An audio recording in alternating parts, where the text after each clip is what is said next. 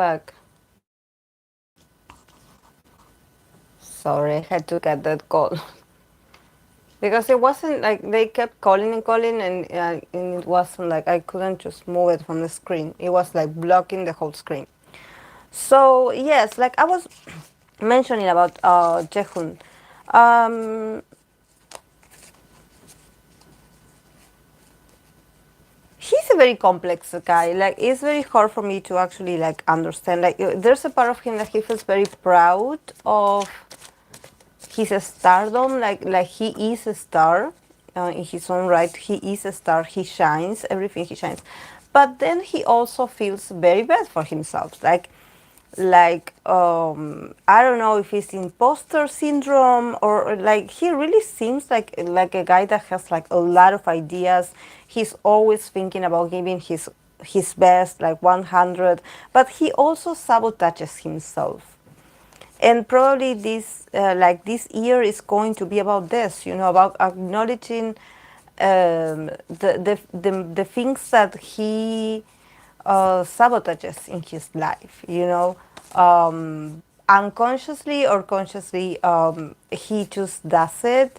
And also here the star card is like somehow like a wake up call, like what is going on with that. um I think I pulled a card um to clarify, this the less cards, and he got the two of wands. So for him, it's all about like winning this sort of competition that I don't think he needs to compete with anyone, but somehow he feels the pressure to always be like active, like always like responding, always like on the move, like competing, like okay, I have to put effort. But then he's not entirely satisfied with the result. So maybe here possibly what he could reflect on is what is fame for him, what is, because he definitely is a star and is part of his legacy, is part of who he is part of his life path, but there's also some other aspects of himself that he's not. He has another destiny, he has to fulfill another side of himself. And somehow he's not facing that. He's focusing on maybe more superficial things or things that has to do, activities that has to do more with exposure and not so much with going inwards or going within yourself and facing like why do you feel like you are not good enough, like what is going on with that side of yourself that it seems like he's empty inside, that there's a very even that he can get a bit negative and also a bit destructive to himself, a bit like self-destructive. It's interesting how all readings have very distinct energies, even though they are all for Aquarius people.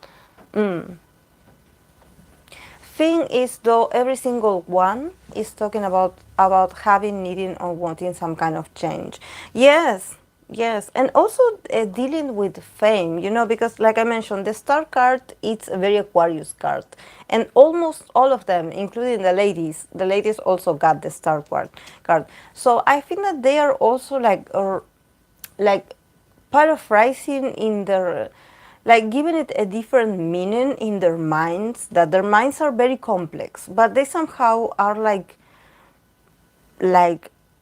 observing themselves and fame or the stardom or the spotlight or the possibility to shine and being like, do I really want this? Like, is this it? Like, what is fame to me? Like, like, is this what I want? Is this good enough? can this be a different thing? Can I be famous but being different? Like, they are questioning a lot of things, and it has to do with the impact of being famous in their fields. So probably they need to. They want something to change. They desperately want something to change. And in the case of Jaehoon, former TVSQ member Jaehoon, there are some things that he's looking on the exterior side of life. He's like reflecting on the winnings. He definitely holds a very strong like grudge about winning. He's very competitive, and he's very like he knows he's good at what he does, and he wants to keep being good at what he does, and he puts a lot of pressure on himself.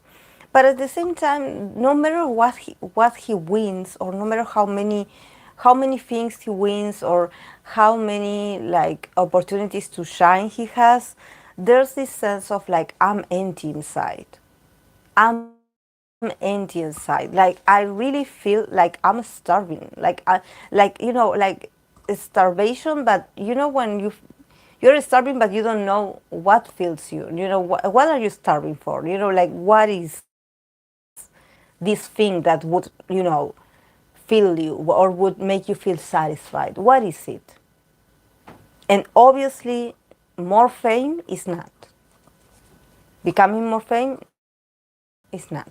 Having more opportunities is not. It's something beyond. It's something almost spiritual.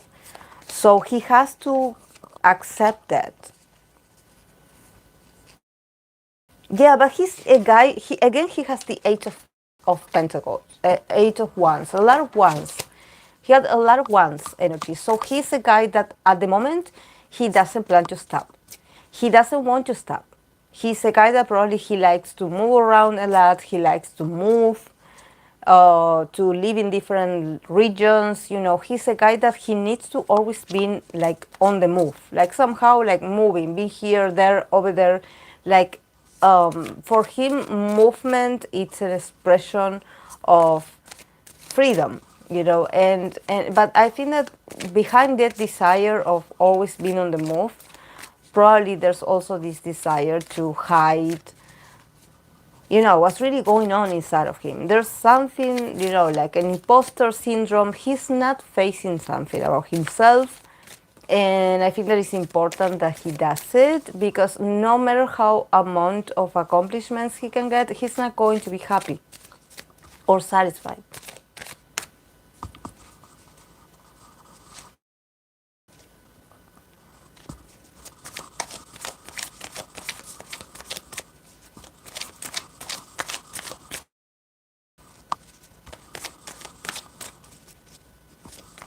Yes.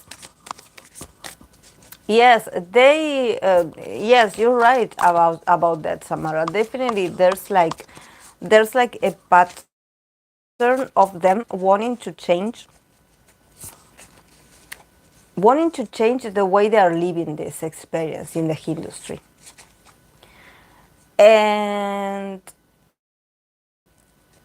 thank God the company card didn't come up. Like the Hierophant didn't come up in neither of these people.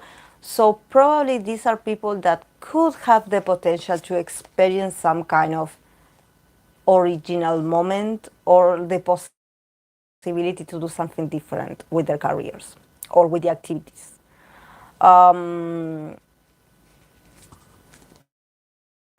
Yeah, because I didn't get like, probably there are members that are a bit more like watched over, that are a bit more restricted when it comes to how they are able to move and what to do, even with their schedules. Actually, they do this with the ones that are the busiest. The ones that get probably the most, like a lot of things to do, they are the more restricted ones. That maybe you are like, oh, but that, it's great that he's getting all these opportunities. Yeah, but at the same time, they are also being watched over a lot. So, while they are active and while they are doing things, they are also being observed a lot and being like monitor. They are being under monitoring all the time. Yeah, even boredom. Boredom, exactly. Yes, yes. There's a feeling of heaviness, like even for Jongwo, him going back to the building, and facing the same issues of every day, talking about diets and hair colors and concepts and comebacks and exercise and outfits. He must really be tired of all that. He's like, I want something different. Please give me a sign or that there's something else in this life outside of this. Because yes, I did wanted this. I did enter this industry because I wanted this, but like I want to change. I want to change. Please give me a change. Like I'm starting to questioning things and even my own decisions.